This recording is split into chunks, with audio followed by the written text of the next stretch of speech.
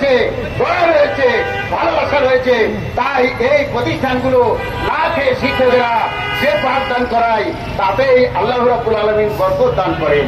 আমার এক বন্ধু বলেছিল যে ভাই, আপনারা তো টাকা পয়সা পান না, বেতন পান না, আপনার ছেলে মেয়ে হাই স্কুলে ফার্স্ট সেকেন্ড কি করে হয়? আমি বললাম যে ভাই, এটা আল্লাহর দান, আল্লাহর দান। আমি বলবো যে এই সরকারকে বলবো যে আপনারা যেহেতু নির্বাচিত কোনো সরকার নন, আপনারা সকল জনগণের সমর্থনে আপনারা সরকার নির্বাচিত হয়েছেন সরকার হিসাবে, তো আপনাদের দায়িত্ব হচ্ছে বৈষম্য মুক্ত বাংলাদেশ গড়া।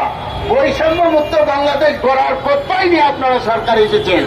আজকে শহীদ আবু সাইদ যে বাংলাদেশ উপহার দিয়েছে, সেই বাংলাদেশে আপনারা সরকার নিযুক্ত হয়েছেন। আপনাদের বৈষম্য দূর করতে হবে। আজকে প্রাথমিক বিদ্যালয় এবং স্বতন্ত্র ইত্যাদি মাদ্রাসার যে বৈষম্য, এটা বৈষম্য বলা চলে না, এটা অবিচার, এটা অবিচার। আপনারা কি মনে করেন তাই না? তাহলে ইত্তেদায়ীর প্রতি এত অবিচার কেন? কি অপরাধ? আমরা মানুষ গড়ার কারিগর। আমরা ছেলে মেয়েদেরকে, ছোট ছোট ছেলে মেয়েদেরকে কোরআন শিক্ষা দিয়ে থাকি, দিনী শিক্ষা দিয়ে থাকি।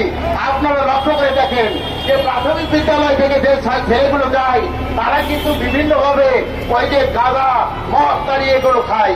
ইবতেদায়ী মাদ্রাসা থেকে যাওয়া কোন ছাত্রের ভিতরে এরকম নজির নাই। আপনারা সরকারকে আমি বলবো, প্রশাসনকে বলবো যে আপনারা তলব করে খোঁজ করে দেখেন, ইবতেদায়ী মাদ্রাসার কোন শিক্ষক এরকম নাই, ছাত্ররাও এরকম হতে পারে না। তাই আপনাদেরকে আমি দৃষ্টি আকর্ষণ করব, অনতি বিলম্বে আমাদের এই বৈষম্যমূলক আচরণ দূরীভূত করুন। আমাদের স্বতন্ত্র ইবতেদায়ী মাদ্রাসাকে জাতীয়করণ করুন। আমরা আর বৈষম্যের শিকার হতে চাই না।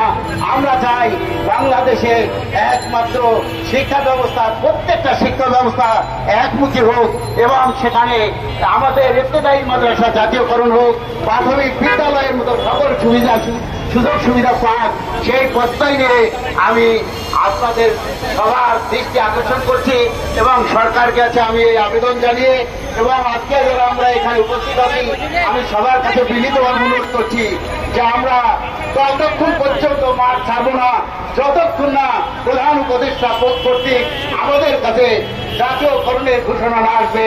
আপনারা কি